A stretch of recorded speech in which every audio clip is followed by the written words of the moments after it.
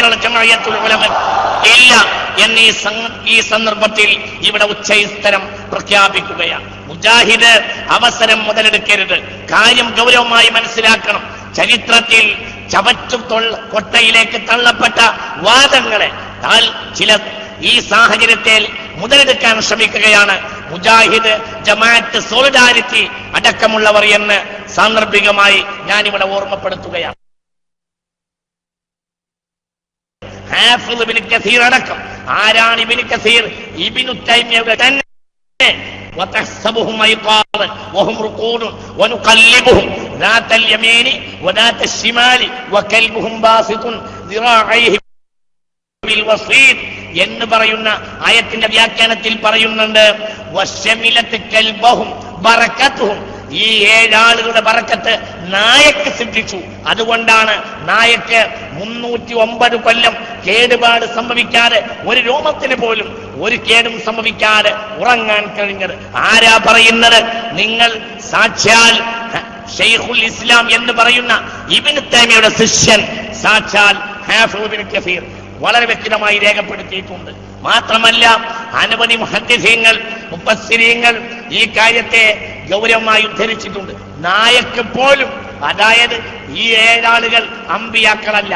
ലൈസു B അംബിയാ വലാ ശുഹദാ വലാ ഉലമാ വലാകിന്നഹും ഫീതിയത്തുൻ ആമനു ബി റബ്ബിഹിം. ഈ ആയത്തിന്റെ വ്യാഖ്യാനത്തിൽ എല്ലാവരും ഇത് രേഖപ്പെടുത്തിയിട്ടുണ്ട്. ഇവർ നബിമാരാണോ? അല്ല. ഇവർ ശുഹദാക്കളാണോ? ഏതായാലും അല്ല. വലാ ഉലമാ, ഇവർ ആലിമീങ്ങളുമല്ല. പിന്നെ ഇവരാരായിരുന്നു? അതുകൊണ്ട്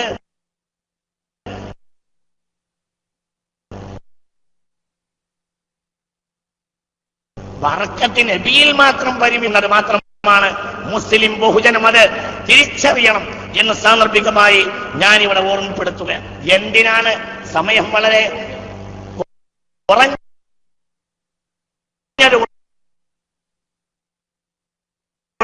ഞാൻ നീട്ടി സംസാരിക്കുന്നില്ല. എന്തിന് ഞാനിവിടെ സാക്ഷാൽ ഹാഫിദ് ഇബ്നു കസീറിന്റെ ഗ്രന്ഥം, നിങ്ങൾ പറയുന്നത് ബറക്കത്ത് മുഹമ്മദ് നബിയിൽ മാത്രം പരിമിതമാണ്, അതിന്റെ ആധാറിന് ശേഷിപ്പുമില്ല എന്നാണ് ഇവരുടെ വാദം. എങ്കിൽ ബറക്കത്ത് മുഹമ്മദ് നബിയിൽ മാത്രം പരിമിതമാണോ സ്വല്ലല്ലാഹു അലൈഹി വസല്ലം? എത്രത്തോളം നിങ്ങൾ ചിന്തിക്കണം. ഇബ്നു തൈമിയ്യ മരിച്ചിട്ട് നിങ്ങൾ ഏറ്റവും വലിയ നേതാവായി നിങ്ങൾ ഏതൊരു ആളിൽ നിന്ന് ആശയത്തിന്റെ ബീജം സ്വീകരിച്ചിട്ടുണ്ടോ, ആ ആൾ മരിച്ചിട്ട് ആ മരിച്ച മനുഷ്യനെ കുളിപ്പിച്ച താളി കൊണ്ടുകൂടി അക്കാലത്തെ ജനങ്ങൾ ബറക്കത്തെടുത്തിരുന്നു എന്ന് ഹാഫിദ് ഇബ്നു കസീർ വ്യക്തമായി രേഖപ്പെടുത്തിയിട്ടുണ്ട്. ശ്രദ്ധിക്കുക. വശരിബ ജമാഅത്തുൻ അൽമാ അല്ലദീ ഫളല മിൻ ഗുസ്ലിഹി. ആ മനുഷ്യനെ ഇബ്നു തൈമിയ്യയെ കുളിപ്പിച്ച ബാക്കി വെള്ളം കൊണ്ട് ബാക്കി വെള്ളത്തിൽ നിന്ന് ആളുകൾ കുടിച്ചു.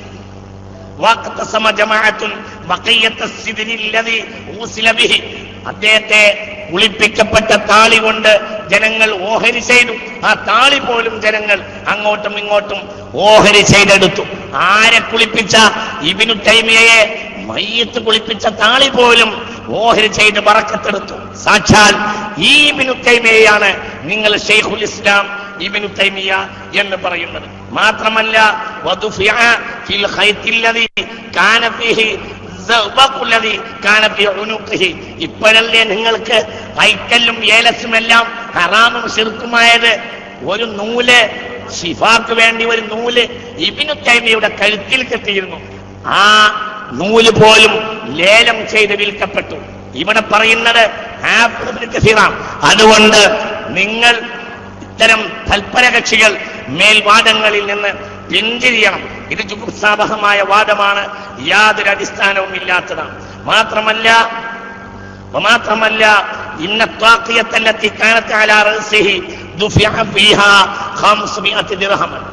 500 ദിർഹം കൊടുത്താണ് ജനങ്ങൾ അദ്ദേഹത്തിന്റെ തലയിലുള്ള തലയെക്കെട്ട് വാങ്ങിയത്. ഞാൻ വിശദീകരിക്കുന്നില്ല. മാത്രമല്ല അതിന്റെ ബാക്കിയിൽ പറയുന്നുണ്ട്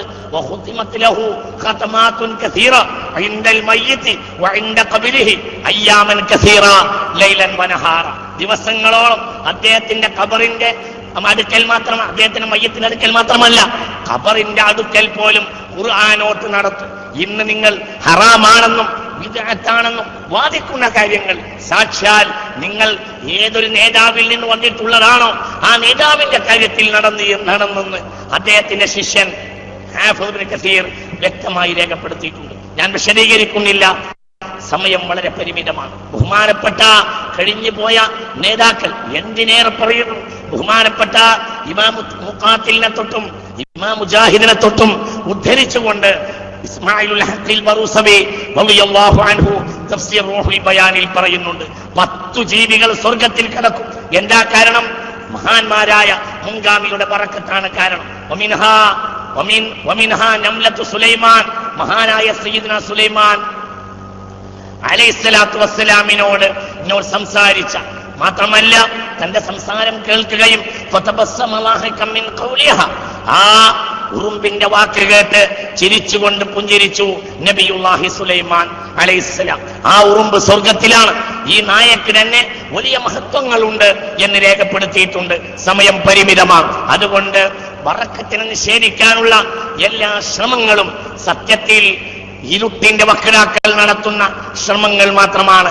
അവരെ കവലകളിലും പത്രങ്ങളിലും മാധ്യമങ്ങളിലും സുന്നത്ത് ജമാഅത്തിന്റെ പ്രവർത്തകന്മാർ നേരിടുകയും അവരെ ഇരുട്ടേണ്ടിടത്ത് ഞങ്ങൾ ഇരുട്ടുകയും ചെയ്യുമെന്ന് സാന്ദർഭികമായി ഇവിടെ സൂചിപ്പിക്കുകയാണ്. പിന്നെ ഒരൊറ്റ കാര്യം മാത്രമേ ഞാൻ ഇതേക്കുറിച്ച് പറയുന്നുള്ളൂ.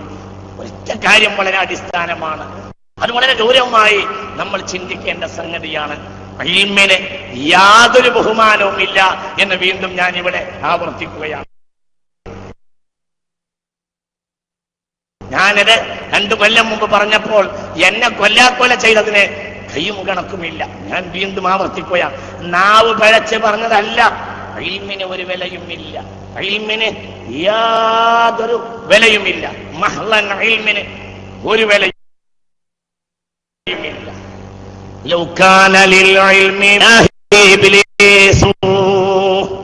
ഇതാണ് തൽപര കക്ഷികളോട് എനിക്ക് പറയാനുള്ളത്.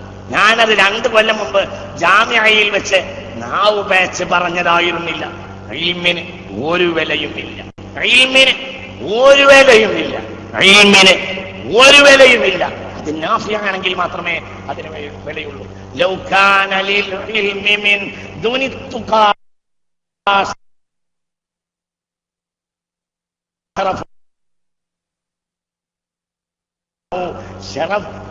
അങ്ങോട്ട് മാറ്റിവെച്ചാൽ അത് ഞാൻ തൽപര കക്ഷികൾ ഞാൻ നാവ് പഴച്ച് ജാമിഅയിൽ പറഞ്ഞതായിരുന്നില്ല. ജാമിഅയിൽ നിന്ന് ഇപ്പോൾ ഗുജറാത്തിയിലെത്തി.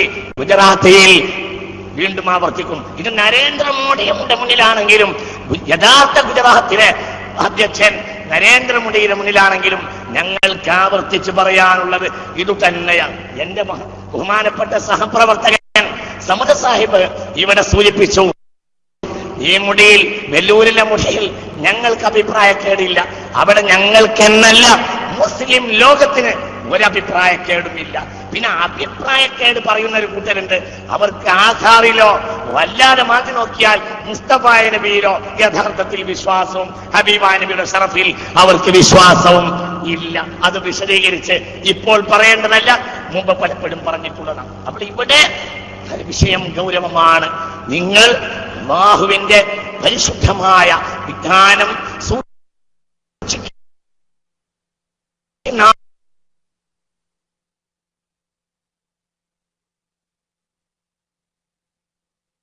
ആളുകളാകുമ്പോൾ അവർക്ക് തഖ്വ അതിപ്രധാനമാണ്. പിന്നെ നേതാവ് പറഞ്ഞിട്ട് തിയാനായിരുന്നു എന്ന് പറഞ്ഞല്ലോ, അതിനും തക്ബീർ ചെല്ലിയവരോട് ഒരൊറ്റ വരി ബൈത്ത് കൂടി ഞാൻ ചെല്ലാം.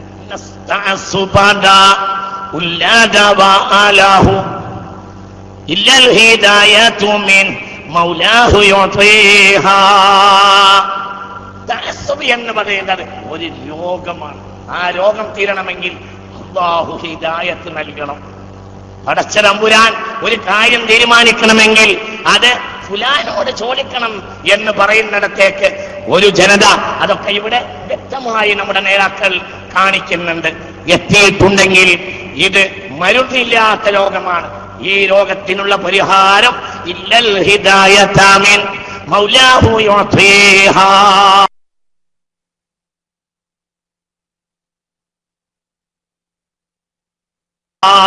അല്ലാഹു സുബ്ഹാനഹു വ തആല ഹിദായത്ത് കനിഞ്ഞരുളി നൽകണം. നമുക്ക് തീർത്തെ നമ്മെ. അതുകൊണ്ട് സമസ്തയുടെ പ്രവർത്തകന്മാർക്ക് വിദഅത്തിന്റെ കക്ഷികളോ അല്ലെങ്കിൽ ഇത്തരം കള്ളന്മാരോ ഒരു ചുക്കുമല്ല എന്ന് സാന്ദർഭികമായി ഞങ്ങൾ ഇവിടെ മുന്നോട്ട് പോകും. അല്ലാഹു സുബ്ഹാനഹു വ തആല വളരെ നമ്മൾ ചിന്തിക്കണം.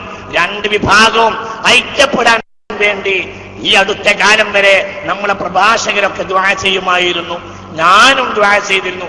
ഇപ്പോൾ ഞാൻ ആ ദുആ നിർത്തി എന്നും ഞാനിവിടെ സാന്ദർഭികമായി സൂചിപ്പിക്കുകയാണ്. എന്തുകൊണ്ടെന്നാൽ ഇങ്ങനെ ഒരു ഐക്യം നടന്നാൽ എല്ലാ കള്ളന്മാരെയും നമ്മൾ പേറേണ്ടി വരും.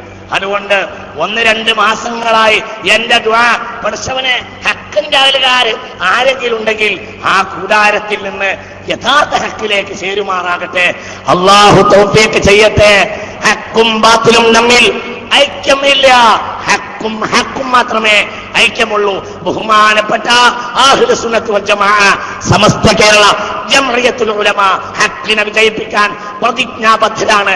അതിന് നിങ്ങളുടെ യാതൊരു പിന്തുണയുടെയും ആവശ്യവും ഞങ്ങൾക്കില്ല എന്ന് പ്രഖ്യാപിച്ചുകൊണ്ട് വആഖിറു ദഅവാന അനിൽ ഹംദുലില്ലാഹി റബ്ബിൽ ആലമീൻ. അസ്സലാമു അലൈക്കും വറഹ്മത്തുള്ളാഹി.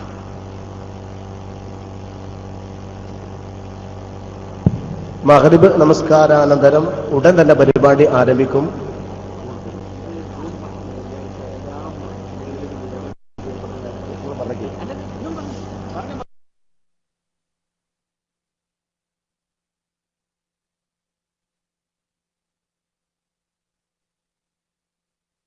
ആധികാരികമായ കിതാബുകൾ രേഖപ്പെട്ട് കിടക്കുന്നുണ്ട്. ഇസ്ലാമിക സമൂഹം ലോകത്ത് എന്നും അത് ഇപ്പോൾ കടന്നു വരാനുള്ള സാധ്യതയുണ്ട്, നമ്മൾ തള്ളിക്കളയുന്നില്ല.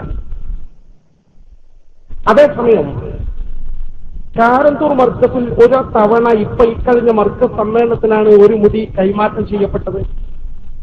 അതിനു മുമ്പ് തന്നെ 5-6 കൊല്ലം മുമ്പ് അവിടെ മുടിയുണ്ട്, 1, 2, 3 മുടികളുടെ കഷ്ണം താൻ എന്താ എന്നൊക്കെ ചോദിക്കുന്ന ഒരു പ്രസംഗത്തിൽ അത് കുറച്ച് മുടികൾ അവിടെ ഉണ്ട്, 1-2 തവണയായി കിട്ടിയത് എന്ന അവകാശവാദം ഉന്നയിച്ചുകൊണ്ടിരിക്കും.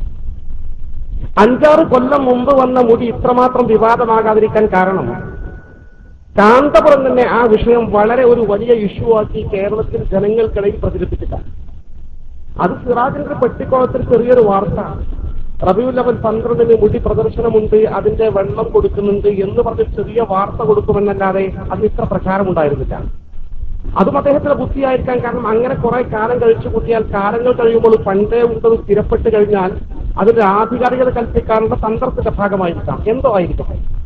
ഏതായിരുന്നാലും ഈ രണ്ടാമത്തെ മുടി വളരെ വലിയ പ്രചരണം കൊടുത്ത് പരസ്യമായി മർക്കസിന്റെ സമ്മേളനത്തിൽ വെച്ച് രാജകീയമായി കൈമാറി എന്ന് മാത്രമല്ല, അതവിടെ ശാന്തമായി അങ്ങനെ മുടി കൈമാറട്ടെ ഒരു അറബ് സഹോദരൻ കാന്തപുരം സ്വീകരിക്കട്ടെ, അതവിടെ വെക്കട്ടെ. അത് ബന്ധപ്പെട്ട പരിചയമുള്ള ആളുകൾ വിശ്വാസമുള്ളവർ പോയി വെള്ളം കൊണ്ട് ഒന്ന് കുടിച്ചു പോവുകയാണെങ്കിൽ ഇല്ല, അങ്ങനെ എന്തോ നടക്കട്ടെ, നമുക്ക് ഇടപെടേണ്ട ആവശ്യമില്ല. പക്ഷെ വിഷയം അതിൽ ഒതുങ്ങിയില്ല. ആ മുടി അവിടെ വന്നതിനെ തുടർന്ന്